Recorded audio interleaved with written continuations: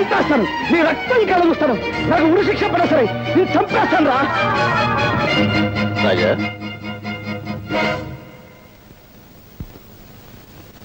గురుమూర్తి గారు, మా చెల్లెలు ఎక్కడికి వెళ్ళిందో మీకు తెలుసా అండి? ఇదేనా నువ్వు రావటం? అవునండి. అయితే నీకు ఈ సంగతి తెలిసి ఉండదు. ఉద్యోగం కోసమని మీ బావ పట్టణానికి వెళితే అతని మీద ఏదో కూనీ కేసు పడిందట. ఎవడో బద్మాష్ గారు ఇచ్చిన దొంగ సాక్ష్యాన్ని నమ్మి అతన్ని జైల్లో పెట్టారట. ఆ సంగతి తెలిసింది నీ చెల్లెలు గుండెలు పగిలేలా ఏడుస్తూ పట్టణానికి వెళ్ళింది. ఒంటరిగా వెళ్ళిన ఆడపిల్ల ఏమవుతుందో ఏమో.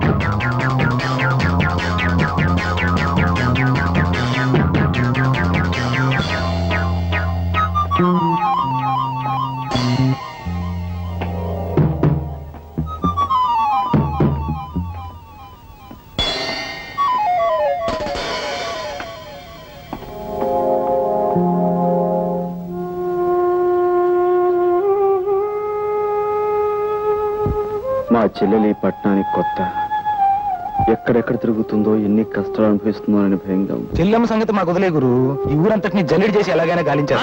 చెల్లెమ్మని పట్టుకోవడం మేము చూస్తాం. మన వల్ల జైలు శిక్ష పడ్డ బావగారిని ఎలా రక్షించాలా అన్నది నువ్వు ఆలోచించు.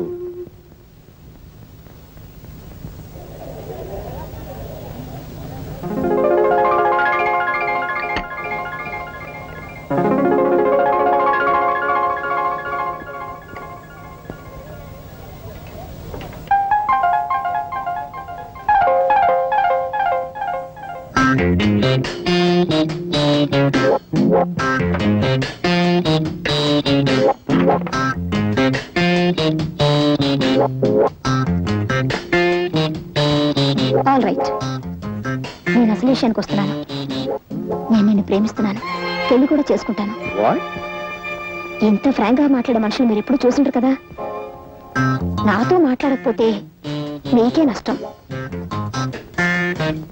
నేను 3 అంకెలు లెక్క పెట్టేలోపు మాట్లాడకపోతే నలుగురు వచ్చి పోట్లాడేలా చేస్తాను. ఓకే, 1 2 3. రాజా, నా మాట విని ఇంటికి వచ్చేసాయి రాజా. పిల్లలంతా నాన్న నాన్న అని ఏడుస్తున్నారు. ఇంకెప్పుడు వంట ఆలస్యం చేయదని ప్రామిస్ చేస్తున్నాను రాజా. రాజా, నేను నీ చరణదాసుని రాజా. చరణదాసు లేదు, మసాలా దోశ లేదు. రాజా, మర్యాద వెళ్ళి ఇక్కడి నుంచి. బాబాయ్ గారు, మీరైనా కాస్త చెప్పండి బాబాయ్ గారు. పోపుల డబ్బా ఏదో ఒంట్లో బాగోక వంట కాస్త ఆలస్యం అయిపోయింది. దాని గురించి నన్ను తిట్టి పిల్లల్ని కొట్టి ఇక్కడికి వచ్చేసారు. ఇంట్లో వండి నన్ను వంట అలాగే ఉండిపోయింది. నన్ను ఏం చేయమంటారు? పిన్ని గారు, మీరు కడుపుతూ ఉన్నప్పుడు మీతో ఆయన దెబ్బలాడి ఇలాగే వచ్చేసారా? చెప్పండి బాబాయ్ గారు. ఏమిటయ్యా ఇది? ఏమిటిది? క్రితం సార్ ఆ అమ్మాయి ఏదో తప్పు చేసి నువ్వు చేస్తున్నావు ఏమిటి? ఇంటి ఇల్లాలు వీధులు పడి బతిమాలుతుంటే బుద్ధి లేదట నీకు? మాస్టారు, నాకు ఇంకా పెళ్లి కాలేదండి. రామరామా, నీకు పెళ్లి కాలేదా? ఎందుకండి అబద్ధం చెప్తారు? కావాల్సి వస్తే ఈ తాడు చూడండి, 3 పిల్లలు బాబాయ్ గారు. ఆ వేళ ఆ తాడు చూపించి 3 బిడ్డలు తెల్ల నాతో చెప్పలేదు నువ్వు. ఎవరైనా వింటే గడ్డి పెడతారు. బుద్ధి లేటా నీకు? వెళ్ళు, ఇంకేం మాట్లాడుకో, ముందు వెంటనే వెళ్ళు. జాగ్రత్తగా తీసుకోదమ్మా. చాలా థ్యాంక్స్ బాబాయ్ గారు. పోదా రండి రాజా, పిల్లల్ని తీసుకొని బీచ్ కడదాం. రండి రాజా.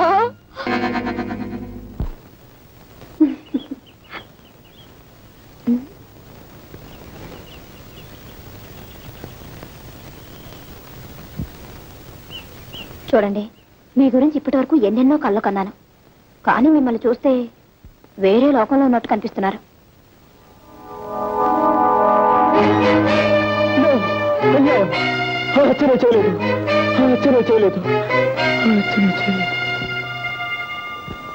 ఎలాగైనా సరే నేను అతన్ని విడిపించాలి. ఓహో, చూడండి, ఈ పోలీస్ కాలనీలో మీ హరికథలు విన్నవారంతా మీ భక్తురాళ్ళు. మీకు ఎవరు సహాయం కావాలన్నా మేమందరం. వాళ్ళెవరి సహాయం నాకు అక్కర్లేదు, నాకు నీ సహాయం కావాలి.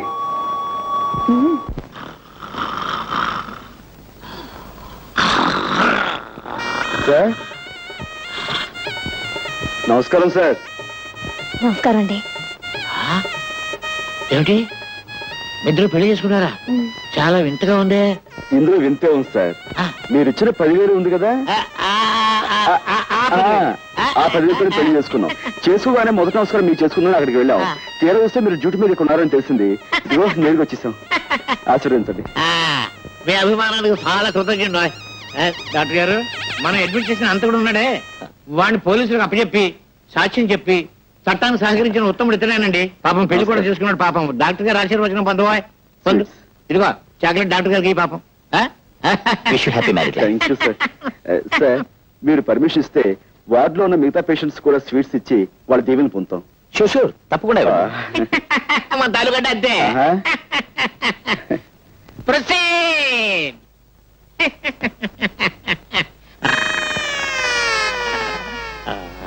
దీవించండి. వదినా నసుదినా థ్యాంక్ యూ. డాక్టర్ బాబు గారు, డాక్టర్ బాబు గారు థ్యాంక్ యూ సార్. నర్సం వదినా, నర్సం వదినా. స్వీట్ గా ఉన్నారు. Thank you. తీసుకోండి గారు. పోలీసు బాబు గారు మీరు కూడా. Thank you. లోపల పేషెంట్ బాబుకి స్వీట్. పోలీసులు బాగాలే, పేషెంట్లు బాగాలే. వెళ్ళమ్మా, వెళ్ళు. థ్యాంక్ యూ బాబా. నమస్కారం అండి.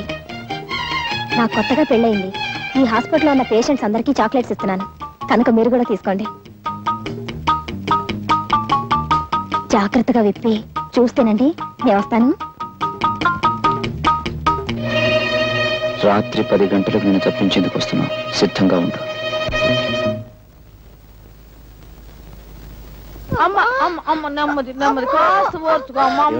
పొద్దున్నే కదా పెళ్ళైంది నాన్న, అప్పుడే కడిపేమిటి? అదేంటయ్యా, దాని మొగుడు ఎవరనుకుంటున్నా? గొప్ప పైల్మాన్. ఎంత పైల్మాన్ అయితే మాత్రం పొద్దున్న పెళ్లి చేసుకుని రాత్రి గర్భం అంటే రూల్స్ ఒప్పుకోమా? అదే సంగతే, నువ్వు పొరపాటు పడ్డావయ్యా. ఆ పిల్ల ఈ పిల్ల కమల పిల్లలు. అది మా చిన్నమ్మాయి ఇంట్లోంచి లేచిపోయి ఎవరినో పెళ్లి చేసుకుని మీ అందరికి చాక్లెట్లు పంచి పెట్టిందంట. ఇది మా పెద్ద అమ్మాయి, దీని మొగుడు పైల్మాన్. చూస్తే ఒంటో ఆయన కాస్త సాయం అమ్మవయ్యా. పట్టుకో మెల్లిగా మెల్లిగా. జాగ్రత్తయ్యా. అది సంగతి. అటెళ్ళు. కమాన్ బయలుదేరు.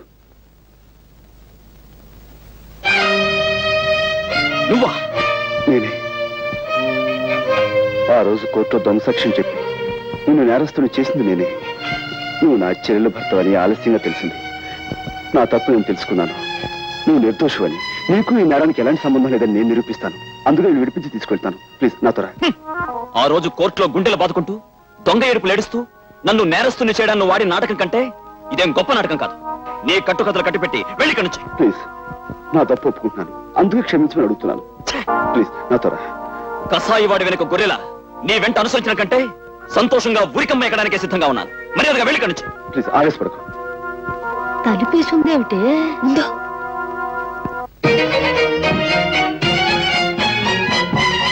తనుకుంటున్నారా?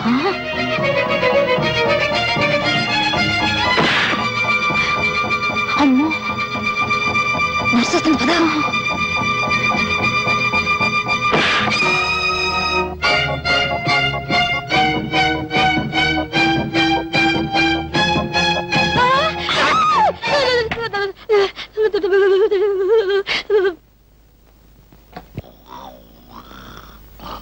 ఏమండి ఏమండి, ఆ నేరస్తుడు గదిలో ఎవరెవరో ఉన్నారు. తలుపులు వేసొచ్చాను, తొందరగా రండి. ఆ నేరస్తుడు గదిలో ఎవరెవరో ఉన్నారు. తలుపులు వేసొచ్చాను, తొందరగా రండి. అయ్యో,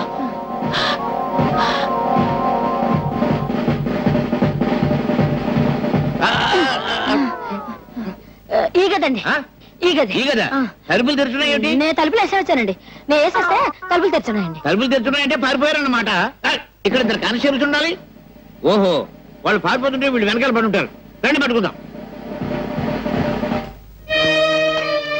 లేవండి లేవండి, వాళ్ళు వెళ్ళిపోయారు.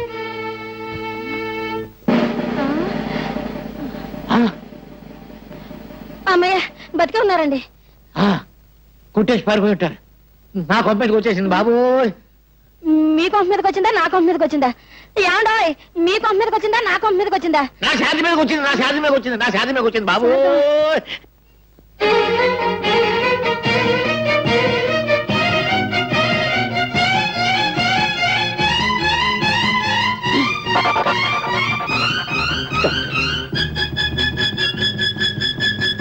మీరు అదేనండి, ఉదయం మీకు కనిపించే కొత్త దంపతులం అండి, మా అత్తయ్య గారండి. నైట్ డ్యూటీ స్టాఫ్ కూడా చాక్లెట్ ఇద్దామని వచ్చామండి. అందరికి ఇచ్చారా? హాయ్. సరే, థ్యాంక్స్ అండి, థ్యాంక్స్ అండి. Good night sister.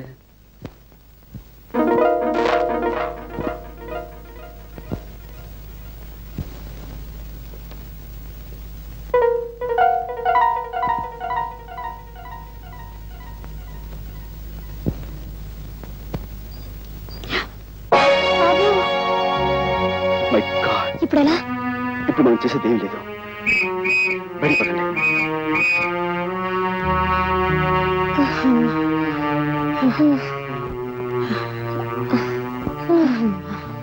వేసిన ప్లాను చేసిన రిస్క్ అంతా వృధా అయిపోయింది కదా. అతను నన్ను నమ్మకపోవడంతో వచ్చిన ప్రమాదం ఇది. నేను చెప్పింది నమ్మకుండా మనమేదో అపకారం చేసేవాళ్ళమని అతను తప్పించుకున్నాడు. ఈసారి అతను మళ్ళీ పోలీసులకు దొరికితే అతనితో మాట్లాడే అవకాశం కూడా ఉండదేమో. చేతురా నా చెల్లెలు చేసిన అపకారాన్ని సరిదిద్దుకునే అవకాశం మళ్ళీ రాదేమో. బావగారు,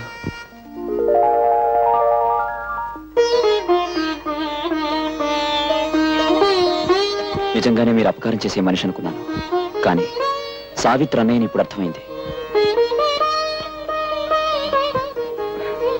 విషయాలని తర్వాత మాట్లాడుకుందాం, ముందుకు వెళ్ళిపోతా పదండి. ఆ కారు మంది కాదు కదా. మనకు అసలు కారు లేదు. సరే పదండి. సార్, హాస్పిటల్లో మన కస్టడీలో ఉన్న రామారావు పారిపోయాడు సార్. వాట్? పారిపోయాడా? అదెలా జరిగింది? రామారావుకు వ్యతిరేకంగా సాక్ష్యం చెప్పిన రాజయ్య అతను తప్పించేశాడని ఇన్స్పెక్టర్ లింగం గారు అంటున్నారు సార్. రాజా సాక్ష్యం చెప్పిన